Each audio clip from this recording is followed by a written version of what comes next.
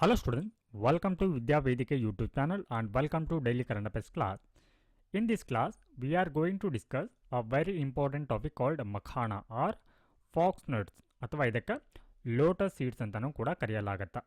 So ಪರೀಕ್ಷಾ ದೃಷ್ಟಿಯಿಂದ ಈ ಒಂದು ಟಾಪಿಕ್ ಭಾರತೀಯ ಕೃಷಿ ಹಾಗೆ ಪ್ರಮುಖ ಬೆಳೆಗಳು GI ಟ್ಯಾಗ್ ಹಾಗೆ ನ್ಯೂಟ್ರಿಷನ್ ಆ್ಯಂಡ್ ಫುಡ್ ಸೆಕ್ಯೂರಿಟಿ ಹಾಗೆ economic geography of India. So ಈ ಎಲ್ಲ ಒಂದು ವಿಷಯಗಳಿಗೆ ಸಂಬಂಧಪಟ್ಟಿರುವಂಥ ಒಂದು ಟಾಪಿಕ್ ಆಗಿದೆ. ಹಾಗಿದ್ರೆ ಈ ಒಂದು ಟಾಪಿಕ್ ಯಾವ ಕಾರಣಕ್ಕಾಗಿ ಸುದ್ದಿಯಲ್ಲಿದೆ ಅನ್ನುವಂಥದ್ದು ನೋಡೋಣ. Why it is in news. So ಇತ್ತೀಚೆಗೆ ಈ ಸಂಸತ್ತಿಗೆ ಸರ್ಕಾರ ಒಂದು ಮಾಹಿತಿಯನ್ನು ಅಧಿಕೃತವಾಗಿ ನೀಡಿದ. ರಾಜ್ಯಸಭೆಯಲ್ಲಿ ಕೃಷಿ ಸಚಿವರು ಒಂದು ಮಾಹಿತಿಯನ್ನು ನೀಡಿದ್ದಾರೆ. ಏನು ಅಂತಂದ್ರೆ, ಭಾರತ ಈ ಮಖಾನ ಉತ್ಪಾದನೆಯಲ್ಲಿ ಇದರ ಪಾಲು ಎಷ್ಟಿದೆ ಅಂದರೆ ಜಾಗತಿಕವಾಗಿ ಭಾರತದ ಒಂದು ಈ ಮಖಾನ ಉತ್ಪಾದನೆಯಲ್ಲಿ ಇದರ ಪಾಲು 80% ಇದೆ ಅನ್ನುವಂಥದ್ದನ್ನು ಹೇಳಿದ. ಈ ಮೂಲಕ ಈ ಒಂದು ಮಖಾನ ಉತ್ಪಾದನೆಯಲ್ಲಿ ಭಾರತ ಜಾಗತಿಕ ನಾಯಕನಾಗಿದೆ ಅನ್ನುವಂಥ ಒಂದು ಮಾಹಿತಿಯನ್ನು ಸಂಸತ್ತಿನಲ್ಲಿ ನೀಡಿದ್ದಾರೆ. ಸೊ ಈ ಹಿನ್ನೆಲೆಯಲ್ಲಿ ನಾವು ಇದರ ಕುರಿತು ಚರ್ಚೆನ ಮಾಡಲಿದ್ದಾವೆ. ಸೊ ನಾವು ಇವಾಗ ಈ ಮಖಾನ ಅಥವಾ ಪಾಕ್ಸ್ ನಟ್ಸ್ ಅಥವಾ ಲೋಟಸ್ ಸೀಡ್ಸ್ ಬಗ್ಗೆ ಒಂದಿಷ್ಟು ಪ್ರಮುಖ ಅಂಶಗಳನ್ನು ತಿಳ್ಕೊಳ್ಳೋಣ.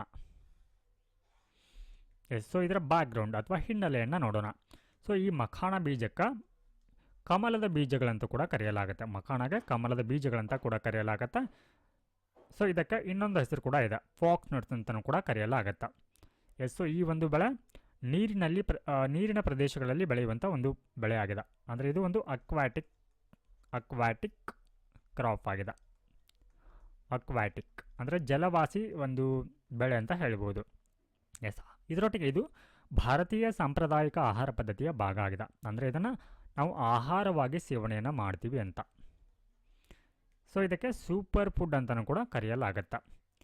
ಸೊ ಈ ಒಂದು ಬೆಳೆಯ ಒಂದು ಗುಣಲಕ್ಷಣಗಳನ್ನ ನೋಡೋದಾದರೆ, ಸೊ ಇದು ಯಾವ ಒಂದು ಪ್ರಕಾರದ ಬೆಳೆಯಾಗಿದೆ? ಇದು ಜಲವಾಸಿ ಬೆಳೆ, ಅಂದರೆ ಅಕ್ವಾಟಿಕ್ ಕ್ರಾಪ್. ಅಂದರೆ ಇದು ನೀರಿನಲ್ಲಿ ಬೆಳೆಯುವಂಥ ಒಂದು ಬೆಳೆ ಆಗಿದೆ, ನೀರಿನಲ್ಲಿ.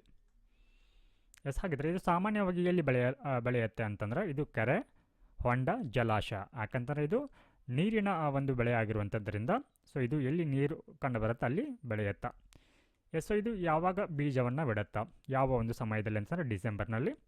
ಇದರ ಬೀಜ ಸಂಗ್ರಹಣೆ, ಈ ಒಂದು ಬೆಳೆಯಿಂದ ಯಾವಾಗ ಬೀಜ ಸಂಗ್ರಹಣೆ ಆಗುತ್ತೆ ಅಂದರೆ ಆಗಸ್ಟ್ ಮತ್ತು ಅಕ್ಟೋಬರ್ನಲ್ಲಿ, ಈ ಒಂದು ಪೀರಿಯಡ್ನಲ್ಲಿ ಇದರ ಬೀಜವನ್ನು ಸಂಗ್ರಹಿಸಲಾಗತ್ತೆ.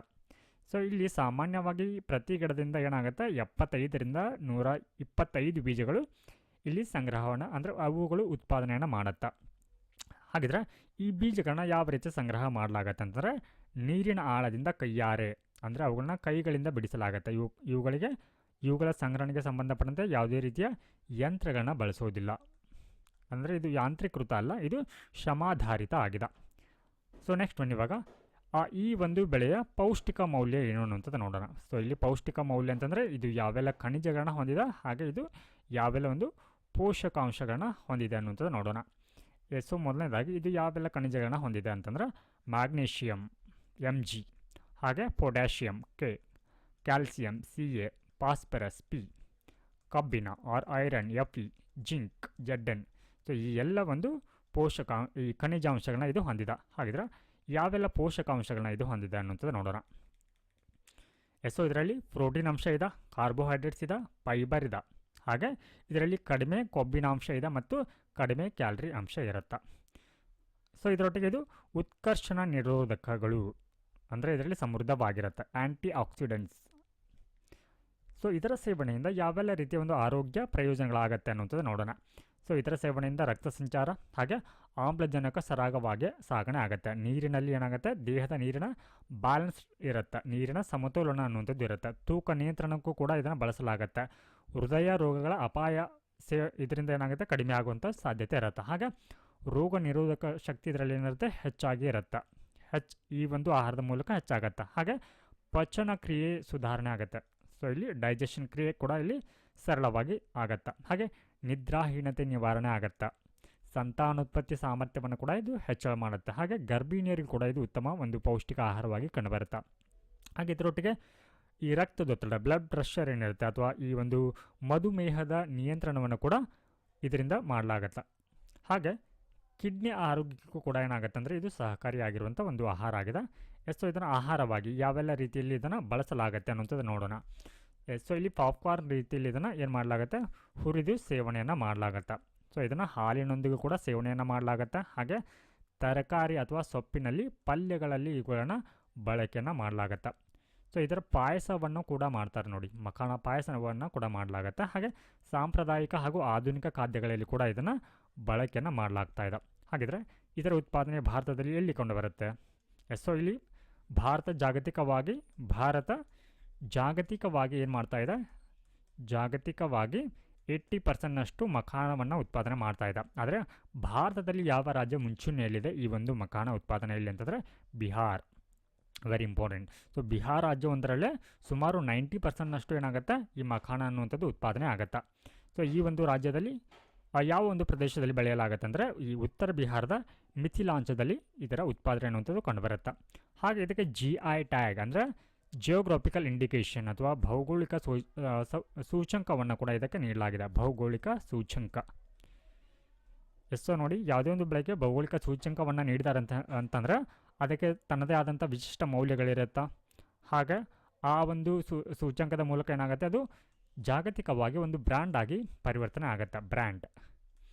ಇಲ್ಲಿ ಮಿಥಿಲಾ ಮಖಾನಗೆ 2022ರಲ್ಲಿ GI ಟ್ಯಾಗನ್ನು ನೀಡಿದ್ದಾರೆ.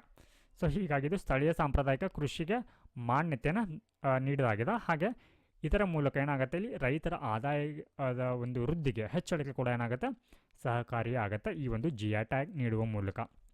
ಸೊ ಹಾಗಿದ್ರೆ ಭಾರತದಲ್ಲಿ ಬಿಹಾರವನ್ನು ಹೊರತುಪಡಿಸಿ ಯಾವೆಲ್ಲ ರಾಜ್ಯಗಳಲ್ಲಿ ಮತ್ತು ಈ ಒಂದು ಬೆಳೆಯನ್ನು ಬೆಳೆಯಲಾಗುತ್ತೆ ಅಂದರೆ ಪಶ್ಚಿಮ ಬಂಗಾಳ, ಅಸ್ಸಾಂ, ಮಣಿಪುರ್, ತ್ರಿಪುರಾ, ಮಧ್ಯಪ್ರದೇಶ ಹಾಗೆ ಉತ್ತರ ಪ್ರದೇಶ ಮತ್ತು ರಾಜಸ್ಥಾನಗಳಲ್ಲಿ ಈ ಒಂದು ಬೆಳೆಯನ್ನು ಬೆಳೆಯಲಾಗುತ್ತೆ. ಇನ್ನು ಉತ್ಪಾದನೆ ಮತ್ತು ರಫ್ತಿಗೆ ಸಂಬಂಧಪಟ್ಟಂತೆ ಭಾರತ ವಾರ್ಷಿಕವಾಗಿ 40,000 ಮೆಟ್ರಿಕ್ ಟನ್ನಷ್ಟು ಉತ್ಪಾದನೆ ಮಾಡುತ್ತೆ. ಹಾಗೆ ಪ್ರಮುಖ ರಫ್ತು ದೇಶಗಳು ಭಾರತವನ್ನು ಹೊರತುಪಡಿಸಿ ಭಾರತ ಮುಂಚೂಣಿಯಲ್ಲಿದೆ ಈ ಒಂದು ರಫ್ತಿನಲ್ಲಿ. ಹಾಗಿದ್ರೆ ಈ ಭಾರತವನ್ನು ಹೊರತುಪಡಿಸಿ ಮತ್ತು ಯಾವ ದೇಶಗಳು ರಫ್ತನ್ನು ಮಾಡುತ್ತೆ ಅಂದರೆ America, UK, Canada, Australia, UAE ಕೂಡ ಇಲ್ಲಿ ರಫ್ತನ್ನು ಮಾಡುತ್ತಾ. ಸೊ ಜಾಗತಿಕ ರಫ್ತಿನಲ್ಲಿ ಭಾರತ ಅಗ್ರಸ್ಥಾನ ಇದೆ, ನಂಬರ್ 1 ಸ್ಥಾನದಲ್ಲಿದೆ. ಹಾಗೆ ಇತರೆ ರಫ್ತು ದೇಶಗಳು ಚೀನಾ ಮತ್ತು ನೇಪಾಳ ಆಗಿದೆ ಭಾರತದ ನಂತರದಲ್ಲಿ. ಇನ್ನು ಈ ಒಂದು ಮಖಾನ ಕೃಷಿ ಪದ್ಧತಿ ಹಲವಾರು ರೀತಿಯ ಸವಾಲುಗಳನ್ನ ಇಲ್ಲಿ ಎದುರಿಸ್ತಾ ಇದೆ. ಸೊ ಅದರಲ್ಲಿ ಮೊದಲನೇದಾಗಿ ಕೀಟಹಾನಿ ಅಂದರೆ ಕೀಟ ಬಾಧ್ಯತೆ ಇದಕ್ಕೆ ಉಂಟಾಗುತ್ತೆ. ಸಾಮಾನ್ಯವಾಗಿ ಬಸವನ ಹುಳು ಏನಿರುತ್ತೆ ಇದಕ್ಕೆ ಅಪಾಯವನ್ನು ತಂದೊಡ್ಡುತ್ತೆ. ಹಾಗೆ ಇದು ನೀರಿನೊಳಗೆ ಬೆಳೆಯುವಂಥ ಬೆಳೆ ಆಗಿರುವುದರಿಂದ ಇದರಿಂದ ಬೆಳೆಯಿಂದ ಏನಾಗುತ್ತೆ, ಕೀಟನಾಶಕ ಬಳಕೆ ಕಷ್ಟ. ಸೊ ಇನ್ ಕೇಸ್ ಏನಾದರೂ ಅದಕ್ಕೆ ಕೀಟಗಳು ತಗುಲಿದ್ರೆ ನೀರಿನಲ್ಲಿ ಅದನ್ನು ಸ್ಪ್ರೇ ಮಾಡಲಿಕ್ಕೆ ಆಗೋದಿಲ್ಲ, ಅದು ತೊಳೆದು ಹೋಗಿಬಿಡುತ್ತೆ. ಹಾಗೆ ಇದಕ್ಕೆ ಯಾಂತ್ರೀಕರಣದ ಕೊರತೆ. ಸೊ ಇದನ್ನು ಏನಂತಂದರೆ ಕೈಯಿಂದನೇ ಬಿಡಿಸಬೇಕಾಗಿರುವುದರಿಂದ ಇದಕ್ಕೆ ಯಂತ್ರಗಳನ್ನ ಬಳಸಲಿಕ್ಕೆ ಬರೋದಿಲ್ಲ. ಇನ್ನು ಇದನ್ನು ಸಂಸ್ಕರಣೆಯನ್ನು ಮಾಡುವಂಥ ಘಟಕಗಳ ಅಭಾವ ಇದೆ. ರೈತರಿಗೆ ಮಾಹಿತಿ ಮತ್ತು ಇದರ ಜಾಗೃತಿ ಕೊರತೆ ಇದೆ, ಇದನ್ನು ಯಾವ ರೀತಿ ಬೆಳೆಯಬೇಕು ಅನ್ನೋದ್ರ ಕುರಿತು. ಹಾಗೆ ದಕ್ಷಿಣ ಭಾರತದಲ್ಲಿ ಕಡಿಮೆ ಬಳಕೆ ಮತ್ತು ಮಾರುಕಟ್ಟೆ ಇದಕ್ಕೆ ಲಭ್ಯ ಇದೆ. ಹಾಗೆ ಕಡಿಮೆ ಬೆಲೆಗೆ ಕಚ್ಚಾ ಮಖಾನ ಮಾರಾಟವಾಗ್ತಾ ಇರುವಂಥದ್ದು ಈ ಒಂದು ಬೆಳೆಗೆ ಇರುವಂಥ ಒಂದಿಷ್ಟು ಸವಾಲುಗಳಾಗಿವೆ. ಸ್ನೇಹಿತರೆ, ಈ ಒಂದು ಮಾಹಿತಿ ನಿಮಗೆ ಇಷ್ಟ ಆದಲ್ಲಿ ತಪ್ಪದೇ ವಿಡಿಯೋಗೆ ಲೈಕ್ ಕೊಡಿ. ಹಾಗೆ ಎಕ್ಸಾಮ್ ಓರಿಯೆಂಟೆಡ್ ಕರೆಂಟ್ ಅಫೇರ್ಸ್ಗಾಗಿ ನಮ್ಮ ಚಾನಲ್ನ ಸಬ್ಸ್ಕ್ರೈಬ್ ಮಾಡಿ.